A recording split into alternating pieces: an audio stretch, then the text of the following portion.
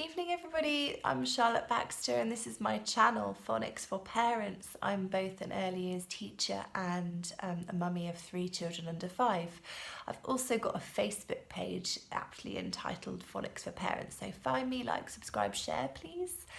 A lot of people have been asking me questions. The same question comes up time and time again, which is my child dyslexic? And my honest answer is most probably not. There are dyslexic people out there, I know many.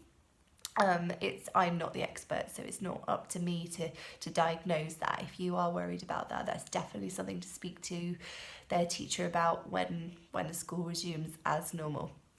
What I can say is during a child's first sort of 7 years, it's very easy for them to what we could call flick-flack, which is change the letters over in their mind, especially in that reception year.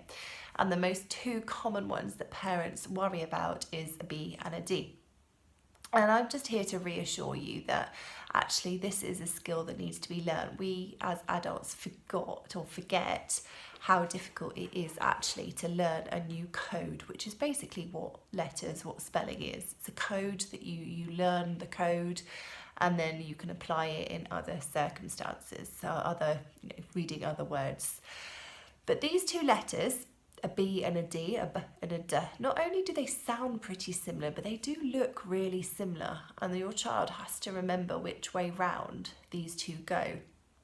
To add to the complication, a B and a D can also be a P and a Q, or in a different lesson, or maybe even the same lesson, the same book, it could be a 6 or a 9, depending on how they're written. It's really easy for these to flick-flack around or to change around in your child's mind, so they're not quite sure which one goes the right way, which way up, basically. That is why they're just learning. It's a new code. It's probably nothing to worry about, and that is like the least of anyone's worries at the moment. The way that I can show you in a different way is, imagine if I said, right, that's a B, that's a D, whoops, that's a P, that's a Q, there's also a 6 and a 9 somewhere in there. You'd take a little while to really see that, because it's the same shape. It's the same shape, it's a chair. It is basically the same shape letter that can be used for 6 different purposes. B, D, whoops, dropping them. B, D, P, Q, 6, 9, all very similar. Anyway, I hope that that's reassured some of you. Please don't stress. You're doing an amazing job, even if you're just doing some reading, writing, anything like that at all, because this is just not what anyone was expecting, was it?